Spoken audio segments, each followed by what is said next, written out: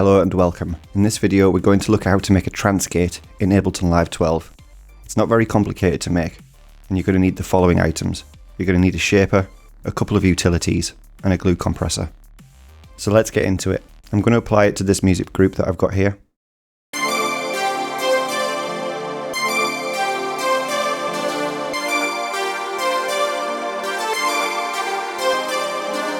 And we're going to create this Trance Gate by using a shaper to control the loudness or the gain on the utility. So first things first, let's just attach the shaper to modulate the gain of the utility. First thing we're going to do is we're going to press mod and change that back to remote. Now we have a value of 0% and 100%. So this gain goes all the way down to -infinity and all the way up to 35 decibels. Now this is why I put a glue compressor after this, because if we set this to 100%, that loudest peak on the shaper is going to hit 35 decibels and we don't want that to happen.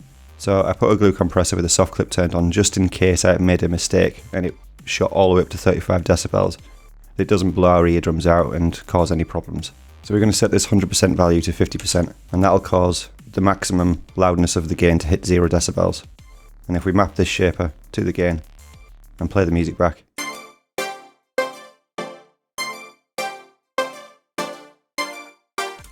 as you can hear, the shaper with this ramp curve set to a quarter note is now affecting the loudness of the gain in the utility.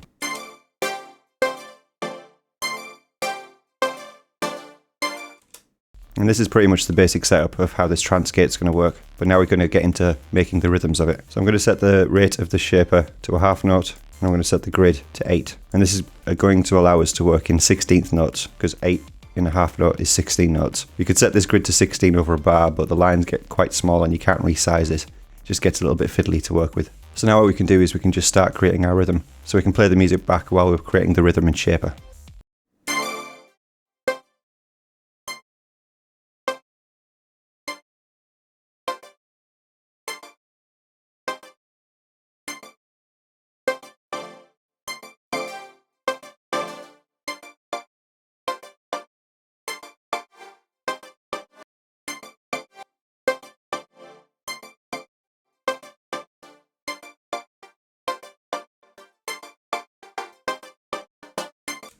So this is very sort of the basic setup of it, but if we want to change these from ramps to more sort of a square wave, to more sort of a square shape, I can hold, well, I'm holding Option down on Mac, I think it's Alt on Windows, and we just lift these up, like so.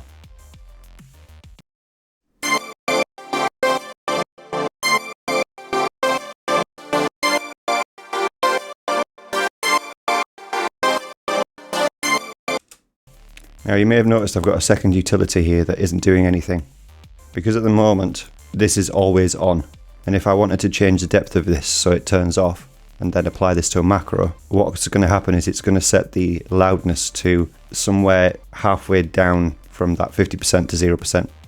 So if I bring this depth down, you can see in this utility it stops the gain at -17.5 decibels. So what we're going to do here is we're going to create a macro to control both of these, depth and this gain, on the second utility to average this back out. So when the depth is all the way down, the sound isn't super quiet. So first thing that we're going to do is we're going to group all of these together. So I'm just highlighting this one, holding Shift down, and then Command G, which I think is Control G on Windows. Now all of these are grouped together. We're then going to right click on the depth dial and map to macro 1, and we're going to right click on this utility here and map also to the depth. So now at the moment this utility, when it's at 0 it's at -infinity decibels, but then when I set macro 1 all the way up it turns to 35 decibels, and that's not what we want at all. We want this to work in the inverse. So when macro 1's at 0, we want this value to be 17.5 decibels above what this 0 would be. So if we go into map, we can change the values up in the corner here. So the starting value, we want this to be at 17.5 decibels, and we want its maximum value to resolve at 0 decibels. If we turn mapping back off, and now we can check to see if that's worked. Yep, so when the shaper, the Trance Gate, is now fully engaged, this utility is back to its normal gain. When we bring this down, this is set to 17.5 decibels, that's set to -17.5. So these two utilities, gain-wise, are now cancelling each other out. So let's check to see if that's worked. That's why I always put a glue compressor here with soft clip, just in case I've made a mistake and it's going to clip.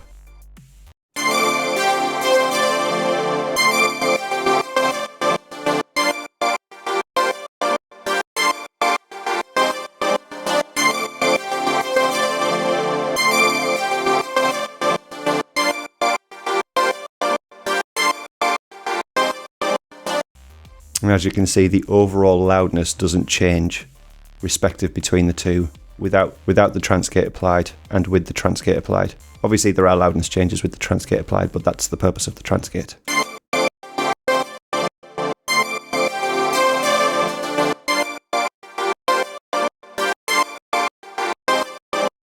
Now a really cool thing is you can take this even further if you want to, and you can make multiple chains of Trance Gates. I've made quite a complex one here, but it's not that difficult to set up, it just takes a while to do. So what I've done is I've basically created different chains with different styles of shapers affecting utilities. So the first one I've sort of set up as a side chain. The next one is this pattern of Trance Gate. Next one here, we've got another pattern of Trance Gates and so on. And these are all in separate chains within this audio rack. So this is an audio effect rack here grouped into another audio effect rack. And that's how I've got all of these separate chains. And the next thing that I can do here is if I click this chain button, what I've done is I've basically distributed all of the ranges of these chains equally from 0 to 127. Which what that then allows me to do is to set my chain selector at a certain point, and it will only activate one chain at a time. And I can then apply these to specific snapshot memory points within the audio effects rack. So let me show you an example of that. So the first one is clean, it doesn't have anything applied to it.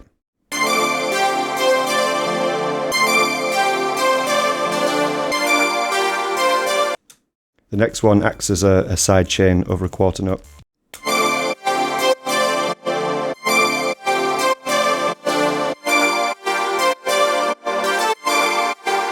Again, with all of these I can change the depth amount, so I can turn this all the way off.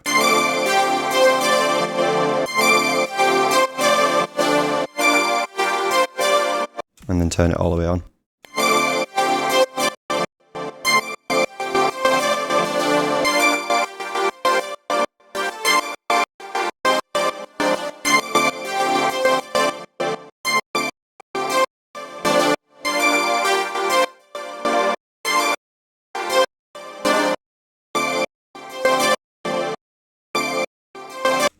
And the really cool thing is, by doing this, putting it along with some other instrumentation, like I've set up some bass and drums here. Let's have a listen to all of these different rhythmical changes as we play this with those extra instruments. So we'll start with the first sidechain one.